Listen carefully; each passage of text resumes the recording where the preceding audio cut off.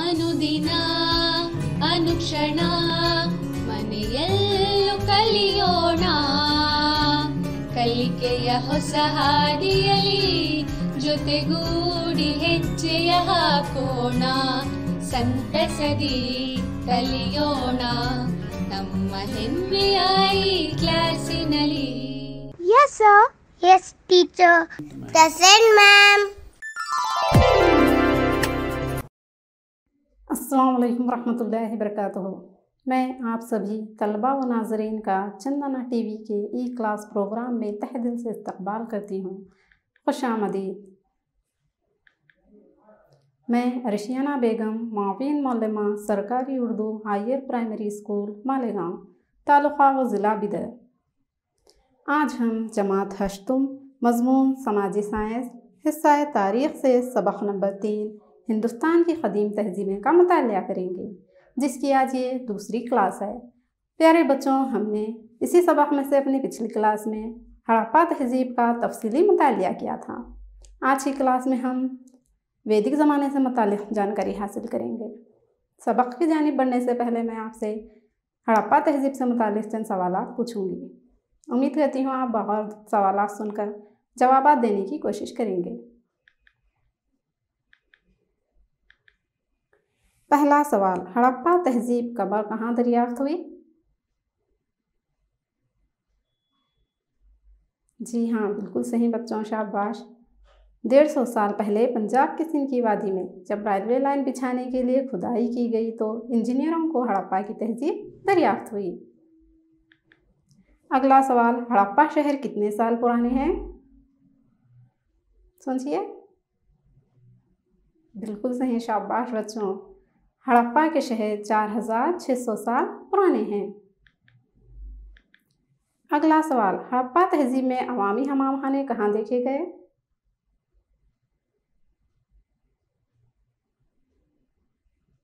शाबाश बच्चों, बिल्कुल सही। मोहनजोदारो में हड़प्पा तहज़ीब के अवामी हमाम खाने देखे गए। अगला सवाल, आग के चूल्हे कहाँ दरियाफ्त किए गए? समझिए, आप बताइए। जी बिल्कुल सही, शाबाश। कालीबंगन और लोथल में आग के चूल्हे दरियाफ्त किए गए। अगला सवाल, हड़प्पा शहर की मशहूर बंदरगाह कौन सी थी? जी बिल्कुल सही, शाबाश बच्चों। हड़प्पा शहर की मशहूर बंदरगाह लोथल थी। प्यारे बच्चों, आज की क्लास में हम वैदिक ज़माने के मुताबिक जानकारी हासिल करेंगे। आज की जमात के अहम नुकात, वैदिक दौर की तरक्की के बारे में जानेंगे, 4 वेदों के नाम जानेंगे, ऋग्वैदिक दौर के बारे में जानेंगे, ऋग्वैदिक दौर के समाजी निज़ाम, माशी निज़ाम, सियासी निज़ाम, मजहबी निज़ाम के बारे में जानेंगे। इसके बाद हम माबाद ऋग्वैदिक दौर के बारे में जानेंगे। माबाद ऋग्वैदिक दौर के समाजी निज़ाम, माशी निज़ाम, सियासी निज़ाम और मजहबी निज़ाम के बारे में जानेंगे। चलिए बच्चों, अब हम वैदिक ज़माने का तफसीली मुतालिया करें। प्यारे बच्चों, आर्यों ने वेद को तश्कील किया। आर्य कौम रूस के यूराल के पहाड़ों के ढलवानों में रहा करते थे। ईरान से अफ़गानिस्तान फिर पंजाब में आए। इन नस्लों को ग्रहों से बनाई हुई तहज़ीब को वैदिक तहज़ीब का नाम दिया गया। बच्चों, आर्य कौम वस्ती एशिया की एक कौम थी। वो पंजाब में आए और वहीं मुक़ीम हो गए। इस बात का खुलासा मशहूर मौर्रिख़ बीके घोष ने history and culture of the Indian people नामी किताब में पेश की। बच्चों, 1500 क़ब्ल मसीह से 700 क़ब्ल मसीह के दौर को वैदिक दौर कहा जाता है। इस दौर को 2 हिस्सों में तकसीम किया गया है। पहला हिस्सा ऋग्वैदिक दौर शुरुआती दौर कहलाता है, जिसका वक़्फ़ा 1500 क़ब्ल मसीह से 1000 आम क़ब्ल मसीह का था। दूसरा हिस्सा माबाद ऋग्वैदिक दौर शुमाली ऋग्वैदिक दौर कहलाता है और इसका वक़्फ़ा 1000 क़ब्ल मसीह से 700 आम क़ब्ल मसीह का था। बच्चों, शुरुआत में वेद लिखे नहीं गए थे, तहरीर नहीं किए गए थे, बल्कि वो ज़बानी ही बोले जाते थे। ज़बानी ही वो अगले दौर में पहुँचे। अगले दौर में कई तब्दीलियों के साथ वेद को तहरीर किया गया। बच्चों, वेद 4 हैं और उनके नाम ये हैं। ऋग्वेद, सामवेद, यजुर्वेद, अथर्ववेद। बच्चों, वेद के माने जानना या मालूमात हासिल करने के हैं।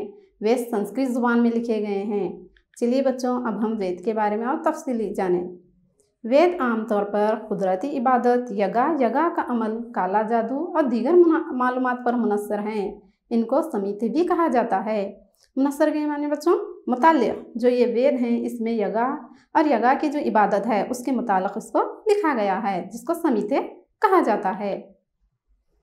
हर समिति में एक दर्स होता है, इसको ब्राह्मणा कहते हैं, जो कई रस्म रिवाजात को मनाने के तरीक़े समझाता है। हर ब्राह्मणा में एक आर्यंका और एक उपनिषद होते हैं। आर्यंका में जंगल में रहने वाले साधु को ज़रूरी हिस्सी व तजस्सी हिदायतें होती हैं। बच्चों, आर्यंका में यज्ञ के रसूमात करते वक्त किसी किस्म की गलती से ना हो, इसकी ताकीद आर्यंका में की गई है। उपनिषद वैदिक दौर के हिंदुस्तान की ज़हनी नशनुमा के अहम शवाहिद हैं। शवाहिद के माने बच्चों सबूत। उपनिषद के माने होते हैं उस्ताद के सामने बैठकर हासिल किया गया इल्म।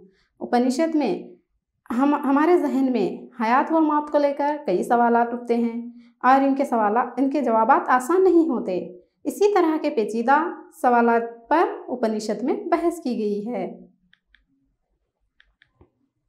प्यारे बच्चों, अब हम यहाँ एक सरगर्मी करेंगे। खानापुरी कीजिए। पहली खानापुरी, डैश ने वेद को तश्कील दिया। सोचिए बच्चों, किसने वेद को तश्कील दिया? जी हाँ, बिल्कुल सही बच्चों, शाबाश। आर्यों ने वेद को तश्कील दिया। दूसरी खानापुरी, डैश आम क़ब्ल मसीह से डैश आम क़ब्ल मसीह के दरमियानी दौर को वैदिक दौर कहा जाता है। अच्छा बच्चों, सोच के बताइए। जी हाँ, बिल्कुल सही बच्चों, शाबाश।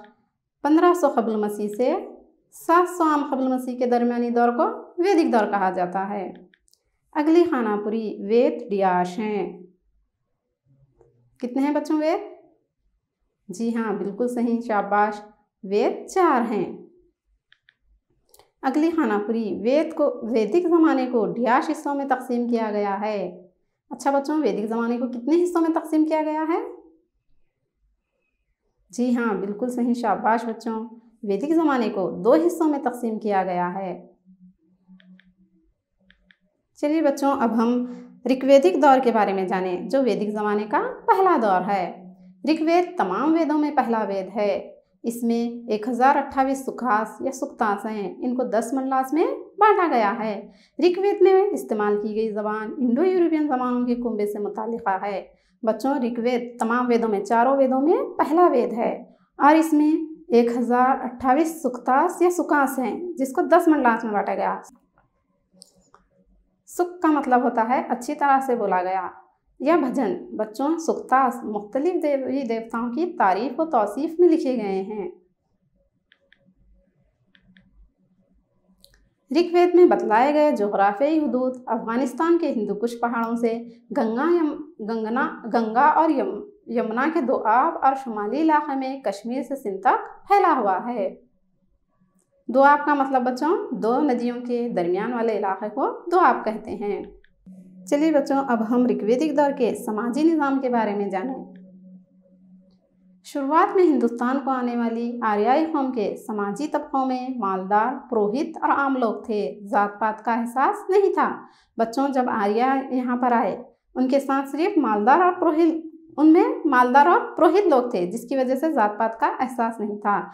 लेकिन ऋग्वेद के 10वें मंडला में जदीद समाजी निज़ाम का जिक्र मिलता है, लेकिन वहाँ फिर भी वर्णा का कोई सबूत नहीं था। आखिरी ऋग्वेदिक दौर में वर्णा ज़हूर हुए।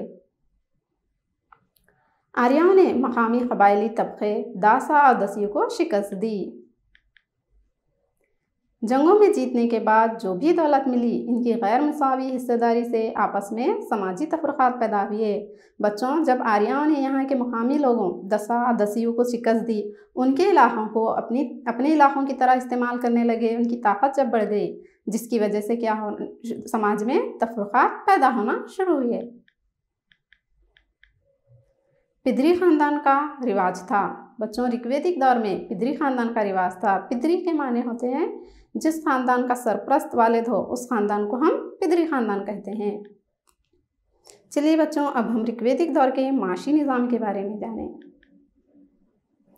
ऋग्वैदिक दौर के लोग बुनियादी तौर पर मवेशी पालन थे। इस वक्त दौलत के माने गाय, घोड़े, ऊंट और बकरियां होते थे। काश की गई ज़मीन को दौलत तस्वुर किया जाता था। बच्चों, ऋग्वैदिक दौर में मवेशियों को दौलत समझा जाता था। आज के दौर में हम दौलत माने क्या समझेंगे बच्चों? पैसे, सोना, चांदी, घर जायदाद, ये हमारी नज़र में क्या होंगे? दौलत होंगे। लेकिन उस दौर में, ऋग्वैदिक दौर में, मवेशियों को दौलत समझा जाता था। ज़राअत अहम पेशा था, लेकिन कई पेशों को जैसे कपड़ों का बुनना, कारपेंट्री और दीगर महारतों को अहम मकाम पर तवज्जो देते थे। वैसे तो बच्चों इनका अहम पेशा ज़राअत था, लेकिन दूसरे पेशों को भी वो मौका दिया करते थे। वो धातों का इस्तेमाल भी जानते थे। काश्तकारी की ज़मीन को कश्तरा और काश्तकारी को कृषि कहा जाता था। बच्चों, इस दौर में वो धातों का इस्तेमाल तो जानते थे, लेकिन उनको लोहे से मुतालिक कोई मालूमात हासिल नहीं थे। और उस दौर में काश्तकारी की ज़मीन को कश्तरा और काश्तकारी को कृषि कहा जाता था। बैल को हल चलाने और सवारियों गाड़ियों को खींचने के लिए इस्तेमाल किया जाता था। बच्चों, इस दौर में बैल की अहमियत बहुत बढ़ गई, क्योंकि उनको हल चलाने, सवारियां गाड़ियों को खींचने के लिए इस्तेमाल किया जाने लगा। इसके अलावा इसको दूध के लिए, गोश्त के लिए भी इस्तेमाल किया जाता था। प्यारे बच्चों, अब हम यहाँ एक सरगर्मी करेंगे जिसमें मैं आपसे चंद सवाल पूछूंगी। पहला सवाल, वेदों में पहला वेद कौन सा है? जी हाँ, बिल्कुल सही बच्चों, शाबाश। वेदों में पहला वेद ऋग्वेद है। अगला सवाल, ऋग्वैदिक दौर में काश्तकारी को क्या कहा जाता था? जी बिल्कुल सही बच्चों, शाबाश। ऋग्वैदिक दौर में काश्तकारी को कृषि कहा जाता था। अच्छा बच्चों, अब हम ऋग्वैदिक दौर के सियासी निज़ाम के बारे में जानेंगे। ऋग्वेद में ग्रामा का भी जिक्र किया गया है। कबायली देहातों में बसते थे। हर कबीले का आला राजन या राजा हुआ करता था। बच्चों, ग्रामा के माने क्या हैं? देहात के। तो जो कबायली लोग थे वो देहातों में रहते थे और हर कबीले का आला राजन या राजा हुआ करता था। इन राजाओं के नाम इन कबीलों के नाम पर रखे जाते थे और कई कबीलों के एक से ज़्यादा राजा भी हुआ करते थे। ऋग्वेद में आर्या और गैर आर्याओं के दरमियान झगड़े हुआ करते थे। राजा के मानने वालों और इसके नज़दीकी लोगों के इज्तिमा को सभा और समिति कहा जाता था।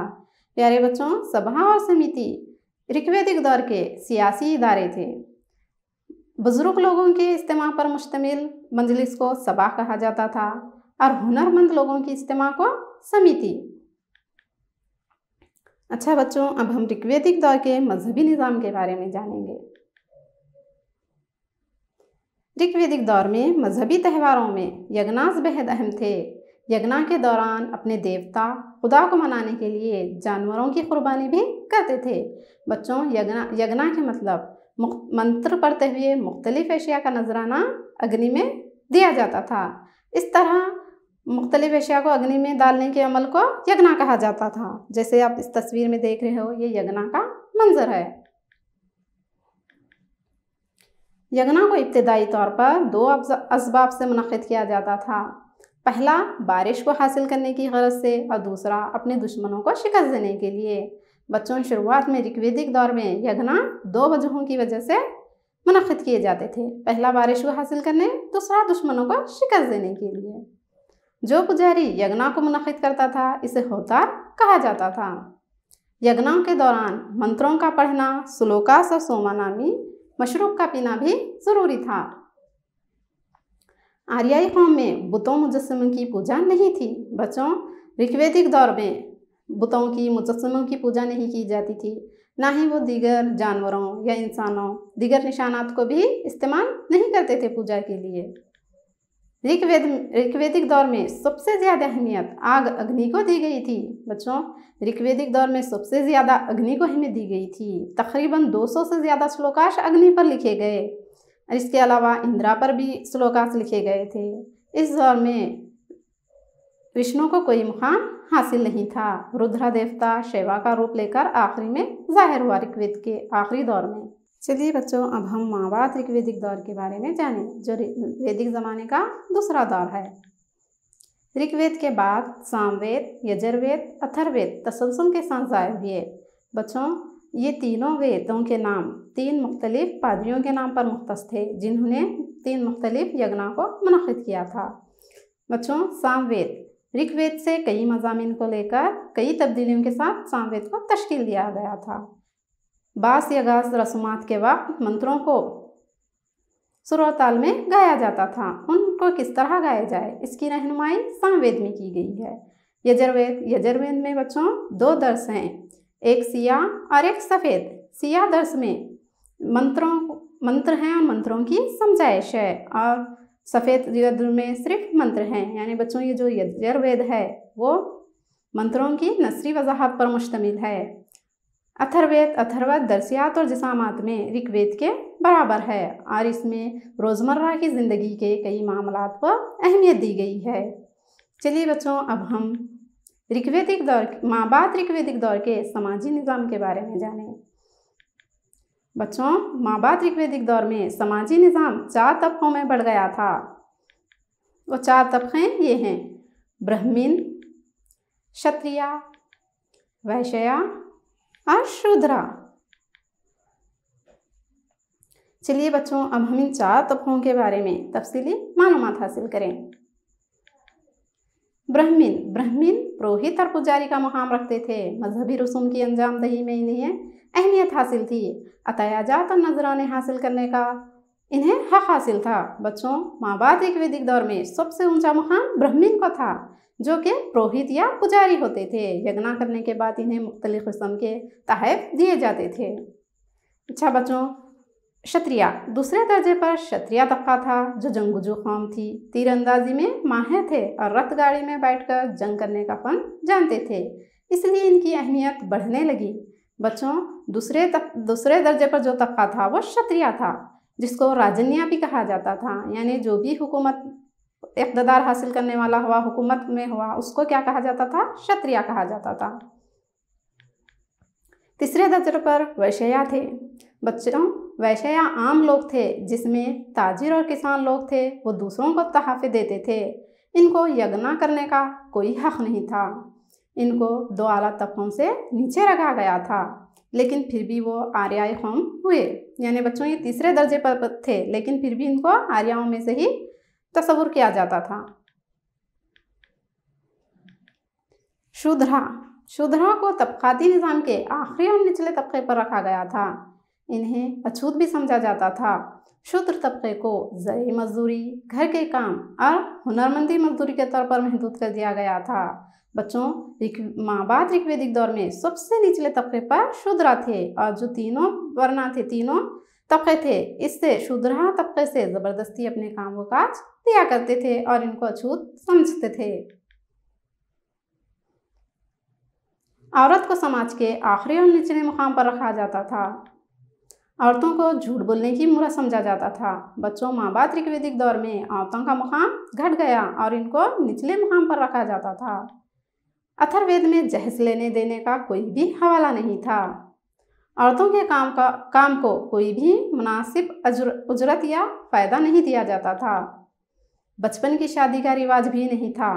मालदार और मजबूत लोग एक से ज़्यादा बीवियों को शादी में लेते थे। यानी बच्चों, महाभारत ऋग्वेदिक दौर में जो मालदार लोग थे, जो ताकतवर लोग थे, एक से ज़्यादा शादी करने लगे और बेवा को दोबारा शादी करने का हक था। चलिए बच्चों, अब हम यहाँ एक सरगर्मी करें। पहला सवाल, महाभारत ऋग्वेदिक दौर में सबसे ऊंचा मुकाम कौन से तबके को हासिल था? जी हाँ, बिल्कुल सही बच्चों, शाबाश। महाभारत ऋग्वेदिक दौर में सबसे ऊंचा मुकाम ब्राह्मण तबके को हासिल था। चलिए बच्चों, अब हम यहाँ माशी निज़ाम के बारे में जानें। महाभारत ऋग्वेदिक दौर में आर्या लोग सिंधु नदी से होते हुए गंगा के साहिल और इलाके में पहुँच गए थे। वो जंगलात को तबाह कर आए थे। वो आग के इस्तेमाल से जंगल के तमाम दरख्तों को जलाने के बाद अपने लिए ज़राती ज़मीन को बनाया था। दरख्तों को काटने के लिए वो लोहे के हथियार का इस्तेमाल करते थे। ज़राअत के लिए बैल का इस्तेमाल आम था। बच्चों, माबाद ऋग्वेदिक दौर में ज़राअत की अहमियत ज़्यादा हो गई। इस वैदिक दौर के इस मरहले में आर्यों की ज़िंदगी में मवेशी पालन और शिकार से ज़्यादा ज़राअत की अहमियत हो गई। इसीलिए वो ज़्यादा से ज़्यादा जंगलात को जलाकर अपने लिए ज़राती ज़मीन को बनाने लगे। और इस दौर में अगर कोई ज़राअत नहीं करता या तिजारत में शामिल न होता तो इसे वैतरास कहा जाता था, जिसका मतलब होता बाहर वाला। अगर कोई तिजारत या ज़राअत नहीं करता तो उसको बाहर का समझा जाता था। फसलों में धान, बार्ली, माश, मूंग, तिल, कुल्थी, रागी, गेहूँ, मसूर दाल वगैरह का जिक्र मिलता है। ज़राअत की अहमियत ज़्यादा थी। इस दौर में धात जैसे सोना, तांबा, चांदी, सीसा और टिन का जिक्र भी मिलता है। चलिए बच्चों, अब हम माबाद ऋग्वेदिक दौर के सियासी निज़ाम के बारे में जानें। बच्चों, माबाद ऋग्वेदिक दौर में कबीले सियासत को काबू में करते थे। वैदिक कबीलों की तरक्की याफ्ता फौजी ताकत से जोग्राफी हदूद को बढ़ाने में कामयाबी हासिल की, जिसके नतीजे में मुस्तकिम हुक्मरानी शुरू हुई। बच्चों, माबाद ऋग्वेदिक दौर में जब कबीलों की ताकत बढ़ गई, वहाँ के राजा राजन जो हुआ करते थे वो कबीलों पर, एक से ज़्यादा कबीलों पर कब्जा करने लगे, जिसकी वजह से उनकी हदूद बढ़ने लगी, उनकी जो हुकूमत थी वो बढ़ने लगी। यही वजह थी कि उस दौर में मुस्तकिम हुक्मरानी यानी मजबूत हुक्मरानी शुरू हुई। राजा के माने ऐसा शख्स होता है जो तमाम पर हुकूमत करने और इंसान की शक्ल में देवता हो। और बच्चों, इस दौर में राजा को देवता का रूप समझा जाने लगा। इस दौर में राजा की ताजपोशी और तख्त नशीनी की रस्म भी शुरू हुई, जिसे राजा सूर्या कहा जाता है। बच्चों, माबाद ऋग्वेदिक दौर में जब मजबूत हुक्मरानी शुरू हुई तब राजा को तख्त पर बिठाया जाने लगा और उसकी ताजपोशी भी की जाने लगी, जिसको राजा सूर्या कहा जाता है। जब भी राजा की ताकत पर सवाल उठता, अश्वमेध यज्ञ जरूरी बन जाता था। बच्चों, अश्वा के माने होते हैं घोड़े के। अश्वमेध यज्ञ करने के बाद राजा के मुतालिका घोड़े को खोलकर खुला छोड़ दिया जाता था और उसके पीछे सिपाहियों को भी भेजा जाता था। वो घोड़ा जिस हदूद से गुजरता, वहाँ के राजा या मालिक को अश्वमेध करने वाले राजा के इख्तियार को कबूल कर उसे तहफ़ देने पड़ते। अगर कोई उस घोड़े को रोक लेता या पकड़ लेता तो अश्वमेध यज्ञ करने वाले राजा के साथ उसे जंग करनी पड़ती। यानी बच्चों, जो घोड़ा को पकड़ता उस राजा और अश्वमेध यज्ञ करने वाले राजा के दरमियान जंग होती और उस जंग में जो जीतता वो हारने वाले राजा के तमाम इलाकों पर कब्जा कर लेता था। चलिए बच्चों, अब हम माबाद ऋग्वेदिक दौर के मजहबी निज़ाम के बारे में जानें। बच्चों, माबाद ऋग्वेदिक दौर में ऋग्वेदिक दौर के ही रस्म व रिवाजात, अकायद चंद एक तब्दीलियों और चंद एक नए अकायद के साथ आगे बढ़े। लेकिन यहाँ पर जो मजहबी अकायद थे वो सख्त और पेचीदा हो गए। इस दौर में रुद्रा और विष्णु को मखसूस मुकाम हासिल था। मुकामी देवताओं की तकलीद भी हुई, लेकिन रुद्रा देवता इन सब का आला देवता माना जाता था। बच्चों, माबाद ऋग्वेदिक दौर में सबसे ज़्यादा अहमियत रुद्रा देवता को मिली और उसको सबसे ऊंचा मुकाम मिला। दुनिया की तमाम मुसीबतों और खुशियों की वजह किसी न किसी यज्ञ का फल समझा जाता था। बच्चों, यहाँ यज्ञ की अहमियत भी बढ़ गई, हर किए जाने लगे। उपनिषद में कर्मा और दोबारा पैदा होने के तस्वुरात को शामिल किया गया और यही जात पात के निज़ाम का एक मंतकी बुनियाद भी बना। चलिए बच्चों, अब हम यहाँ एक सरगर्मी करें। पहला सवाल, वेद कितने और कौन से हैं? जी सोचिए बच्चों। जी हाँ, बिल्कुल सही, शाबाश बच्चों। वेद 4 हैं, जिनके नाम ये हैं ऋग्वेद, सामवेद, यजुर्वेद और अथर्ववेद। दूसरा सवाल, ऋग्वेदिक दौर में दौलत के माने क्या थे? सोचिए बच्चों। शाबाश, बिल्कुल सही बच्चों। ऋग्वेदिक दौर में दौलत के माने गाय, घोड़े, ऊंट और बकरियां थे। अगला सवाल, ऋग्वेदिक दौर में यज्ञ मुनक़िद करने वाले पुजारी को क्या कहा जाता था? ऋग्वेदिक दौर में यज्ञ मुनक़िद करने वाले पुजारी को होतार कहा जाता था। अगला सवाल, माबाद ऋग्वेदिक दौर में किस देवता को आला मुकाम हासिल था? जी बिल्कुल सही बच्चों, माबाद ऋग्वेदिक दौर में रुद्रा देवता को आला मुकाम हासिल था।